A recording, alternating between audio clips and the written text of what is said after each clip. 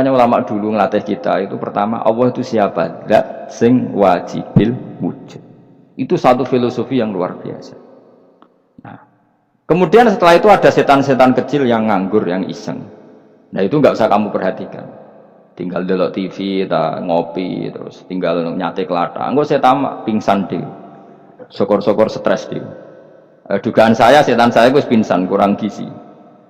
Karena memang setelah itu setan itu goda gini. Lalu sebelum Allah jangan-jangan ada wujud yang lain. Lalu Allah sendiri awal mulanya gimana? Kata Nabi, jika ada pertanyaan seperti itu kamu harus berhenti. Tinggal delok TV atau tinggal delok dangdutan. Ya kalau kepeksa ya apa-apa, kelasem aja. Saya tidak menghalalkan, tapi kan sudah kamu lakukan. Karena itu lebih baik ketimbang pertanyaan filsafat. Banyak orang yang dulu sholat, ketika sekolah filsafat tidak sholat. Alasannya sampai menemukan jati diri itu Tuhan. Dan itu bahaya sekali, karena Nabi berkali-kali bilang, kamu jangan mikir tentang Allah, pasti rusak. Orang kok mungkin rusak, dari Nabi pasti rusak.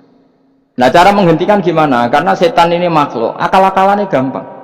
Tadi tak warai, saya sebagai ulama atau sebagai manusia atau sebagai orang awam atau sebagai siapa saja, kadang ada pertanyaan seperti itu. Tak tinggal anggeling dharma, kan pusing setan. Ini kan ngenteni. Wah, ngenteni bar lo anggeling dharma. Bariku aku lesu mangan mie. Bar mangan mie waret turu. Kan dia ngenteni terus mau bikin was-was lagi. Ternyata saya sibuk kan enggak bisa masuk deh. Bangun tidur aku selali pertanyaan tadi. Dinteni. Nah, dia masuk lagi aku sibuk ngajak anak jalan-jalan. Jadi saya kalau jalan-jalan di pasar itu wis enteni tan santai wae. Itu memang resep dari Rasulullah. Jangan sampai orang terjebak filsafat yang sampai menanyakan eksistensi Tuhan. Dan dia tidak mau iman, tidak mau sholat, tidak mau puasa sampai menemukan Tuhan itu siapa. Itu jelas minasyaitonir rajim, itu perilaku setan. Makanya Rasulullah setiap ditanya sahabat gitu itu Nabi guyu-guyu. Dan guyunya Nabi itu kata Nabi, baguslah kalau kamu takut Tuhan kalah, kata Nabi. Nabi gojok gitu. Maka ada ulama yang punya seni berargumentasi, yaitu Imam Ghazali. Jika setan tanya kamu, lalu sebelum Allah jangan-jangan ada wujud yang sebelum Allah. Kata Imam Ghazali, ya itu saja yang Tuhan, yang Allah ini enggak jadi Tuhan. Ya berarti wujud sebelum Allah itu yang benar-benar Allah. Kalau kamu bayangkan lagi, jangan-jangan sebelum itu ada wujud lagi, ya itu saja yang benar-benar Allah. Sehingga tetap Allah itu menang terus. Paham ya? Yang jelas jangan sampai didahului Adam, karena kalau didahului Adam lebih ngeri lagi, karena sesuatu yang enggak ada menciptakan yang ada, itu lebih buruk lagi menurut akal. Menurut apa akal? Nah, daripada kamu nggak salim Imam Ghazali, tinggal saja ndelok tadi ndelok sinetron. Ndelok yang lucu-lucu aja. Ndelok sing lucu-lucu. Ndelok apa? Mencari Tuhan. Pokoknya sing aneh-aneh, sing goblok-goblok, sing lucu-lucu, sing perane wong apa? Lha saya sering diprotes saya. Gus Salim jenengan kok sering ndelok sinetron sing ana dialog wong goblok-goblok. Wong goblok ku menarik cara kula. Apa ya? Cara pandangnya di luar dugaan saya, karena kula berkali-kali lho kalah wong goblok. Jadi makanya ini tak cerita nih, beberapa kali yang jari Gus Pak cerdas, berkali-kali kalah sampai goblok. Ada seorang santri itu ingin dibelikan bapaknya itu sepeda motor. Bapaknya wong desa, senengane ngrumat sapi wedhus. Lah menurut saya ya orang tuanya itu mampu lah, sangat mampu untuk beli. Pak mbok ditukokno mawon wong sepeda motor. Kata bapaknya, "Anakku nu jog mondok tak goblok, Gus." Wong njaluk kok sepeda motor, njaluk mobil ora ya goblok. Lah kok goblok, Pak? Jenenge donya iku Gus, sing lahirno donya kok sapi iku ndek anak, wedhus ndek anak jenenge donya. Di mana-mana jenenge donya sing lahirno donya. Iki donya kok mangan donya. Mergo motor iku kan tuku bensin, mobil. Iku cara dekne iku goblok Gus. Wah. Berarti kabeh kiai goblok perkarane tuku donya sing ngentekno donya. Cara dekne donya iku sing lahirno donya. Berarti kok pinter iki. Untungnya ya saya ini ulama ya, ahli tafsir ya malu, sebenarnya kalah itu ya malu. Tapi saya sebagai orang objektif fair, itu teori benar apa? Jadi dunia aku ya sing lahirno dunia kok mangan dunia aku goblok.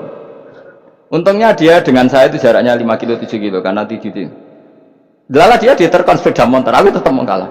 Pak nanti jalan kaki saja, karena kalau pakai motor ini kegoblokan kata saya. Terus mendingan nih. Loh Gus mau kalah tadi.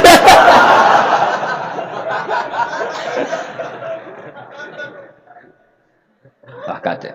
Singkat cerita dia bersikeras nggak mau beliin sepeda motor anaknya karena di mana-mana dunia gue sing lahir no dunia nggak boleh dunia kok mangan.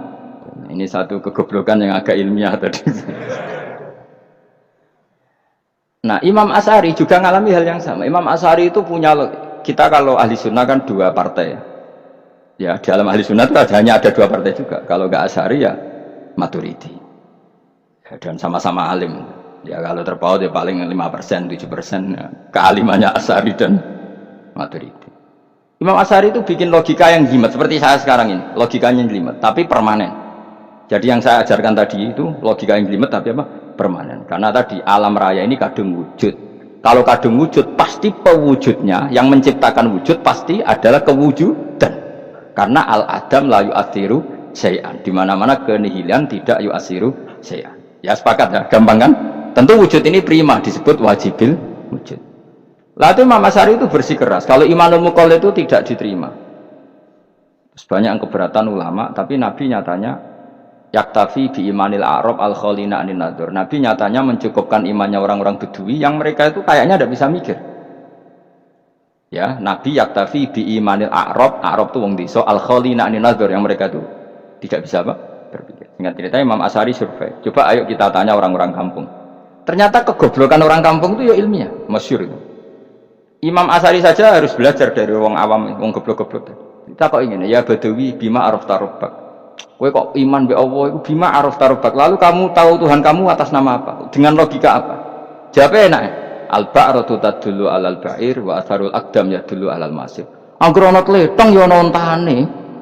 Angger ana bekas delamaane wong ya ana sing bar liwat. Jadi misalnya ada bekas teracak anjing, berarti anjing habis liwat. Ada bekas apa ular ya berarti ular harus liwat. Ada bekas tercak manusia ya berarti manusia habis liwat. La wa hadzal alam atharun min athari qudratillah. Alam iki bekas mesti ana sing gawe. Jadi Mas Ari pinter juga, mesti logikanya gak jelimet tapi agar ana tletong ana sapine. Ana teracake wong berarti ana sing bar liwat. Dene ngomong gampang wa atharul aqdam ya dulu alal masir. Nah, terus Imam Asy'ari habis itu ngendikan, ya sudahlah dengan logika apa saja, meskipun karena zori hadal Arabi sebagaimana cara berpikir Bedui ini, sementing ada nal, apa ada nal. Ya natur apa saja. Misalnya orang ahli matematika mungkin bilang angka dimulai dari 1. 0 itu akal-akalane Khawarizm. Mergo ini kebingungan nulis 10. Tapi tetap angka itu dimulai dari 1. Kalau misalnya 1 untuk mecah kesulitan ya harus dimulai 0,1. Tidak bisa 0 tok. Jadi 0 dulu itu untuk mematahkan kalau jumlah itu tidak sampai 1. Tapi faktanya jumlah itu kan pasti 1 karena dimulai dari wajibil wujud. Khawarizm itu ya pinter matematika. Saya juga punya ilmu hisamnya Khawarizm. Itu kan dia karena kebingungan angka pecah. Misalnya 1 tidak sampai 2. Mau tidak mau harus ditulis 1,5 misalnya. Paham ya? Lalu kalau sebelum 1 tetap dia harus 0,5. Lalu hakikat 0,5 itu kan bagian dari wujud apa bagian dari Adam? Tetap bagian dari wujud. Jadi 0,5 itu kan khayal kuliah. Tak warai ya. Mungkin saya ada ahli matematika ala wong kampus, tapi saya tahu Kang, ala Islam itu lebih gampang. Misalnya gini, sesuatu itu kadang kamu putuskan itu satuannya 1. Tentu ketika separuh kamu katakan baru separuh. Tapi sebetulnya ketika satuan itu kamu katakan 10, yang separuh itu sudah 5. Itu kan terserah sing bagi, no? Terserah sing bagi. Ya iya dong, misalnya 1 juta, 5-nya artinya apa coba? 500.000 kan? Sekarang kalau 100.000, 5-nya jadi berapa? 50. Kalau 1,5 jadi. Nah itu kan terserah satuannya apa? Tapi tetap dari 0,5 itu tetap menunjuk sesuatu yang wujud. Yaitu 5-nya sebetulnya apa? 5 yang separuh tadi. Paham sih kalau maksud? Tetap nggak bisa sesuatu dimulai dari apa? 0. Nah, makanya kata Abdul Hamid Khan kalau dalam mendidik tauhid, itu gampang saja tadi. Alam raya ini kadung maujud. Kalau kadung maujud pasti disebabkan oleh sesuatu yang wujud. Karena wujud pencipta harus berstatus prima. Lah prima ini atau premium ini kita sifati wajibil wujud. Atau kamu katakan apalah kausa prima atau musabbibul asbab. Nah kelirunya kita dalam berislam itu, kritiknya para ulama, kita ini nyebut Allah dulu baru menceritakan status Allah. Kalau zaman Nabi itu dibalik. Status wajibil wujud itu kita terangkan dulu, baru yang oleh Islam itu namanya Allah. Paham ya? Kan beda, misalnya gini, logikanya gini, kamu ketemu orang ateis, saya ulang lagi, kamu ketemu orang ateis, terus kamu ditanya, lalu alam ini yang menciptakan siapa? Allah Jalla Jalaluh. Mesti kan tanya, man huwa Allah, Allah itu siapa? Kalau dulu Islam mengajarkan nggak gitu. Surat pertama turun apa coba?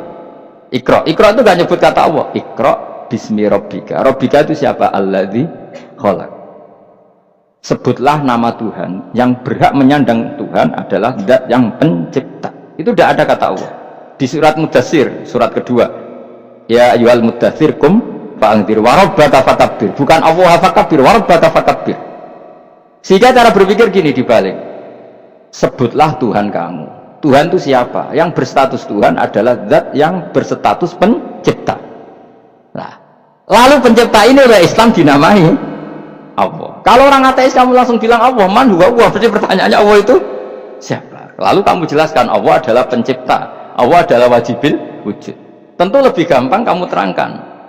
Makanya Al-Qur'an menerangkan amukhuliku min ghairi syai'in. Maknanya saya di sini maknanya ya Allah, apa? Allah. Apakah mereka diciptakan tanpa pencipta? Tentu setelah Islam tahu itu namanya siapa? Allah. Paham ya? Kalau balik malih. Jadi sebetulnya Quran itu ngajari kita itu ilmu mantik yang luar biasa. Misalnya ya Yuhanna su'budu siapa? Rabbakumul ladzi khalaqakum walladzina min qablikum. Sembahlah Tuhan. Tuhan itu siapa? Pencipta kamu dan pencipta orang-orang sebelum kamu. Lalu Tuhan ini oleh Islam dinamai. Tapi kalau langsung kamu bilang ke orang ateis atau orang Uni Soviet, Allah itu Tuhan, Allah itu siapa? Sebab itu di beberapa ayat dijelaskan dulu status Allah, sifatnya Allah, keakhasan Tuhan. Yang dikatakan Tuhan adalah zat pencipta. Kalau tidak pencipta berarti tidak Tuhan. Sekarang Yesus pencipta bumi apa enggak? Enggak, karena dia lahir sudah di bumi. Begitu juga Fir'aun. Fir'aun itu kalah telak sama Nabi Musa gara-gara logika ini. Ketika Nabi Musa ditanya Fir'aun, wama Rabbul Alamin, lalu Tuhan itu siapa? Kata Musa, Rabbus samawati wal ardi, yang menuhani langit dan bumi. Jadi Fir'aun, ndak, ma'alim tulakum min ilahin wairi, saya jalan-jalan kemana-mana yang dikatakan Tuhan oleh masyarakat saya. Nah, kurang ajar Fir'aun. Terus kata Musa, ya Tuhanku yang di langit. Terus manggil Haman Mesir, ya Haman ibn Ili sorfalla ali abluhul asbab samawati fa'atoli ila ilahi Musa. Haman, bikinan saya piramida yang tinggi, aku akan lihat Tuhannya Musa. Ada enggak di sana? Padahal misalnya munggah tenan di pangeran ra iso didelok kan repot Nabi Musa. Wah, parah ya, nggak piramida nginceng pangeran tetep itu kan. Akhirnya Musa pakai logika. Ya sudah gini saja, Rabbukum wa rabbu abaikumul awwalin, yang menuhani nenek moyang kamu yang dulu-dulu. Itu langsung fabuhita Fir'aun. Fir'aun tuh kaget sekaget-kagetnya. Dan para penggawa Fir'aun sadar. Wah, kalau Fir'aun yang Tuhan, babanya tanpa Tuhan. Kan Tuhannya balita kan gitu kira-kira. Tuhannya balita, Tuhannya barulah. Ya. Itu kan jadi logika yang mematikan. Kalau Fir'aun Tuhan berarti babanya dulu yang wujud itu tanpa Tuhan, karena Tuhannya barulah. Ini ada Tuhan kok datang terlambat ini kan. Akhirnya para punggawanya Fir'aun iman, makanya gendeng ya Fir'aun itu gendeng. Itu pentingnya logika Rabbukum wa rabbu abaikumul awwal.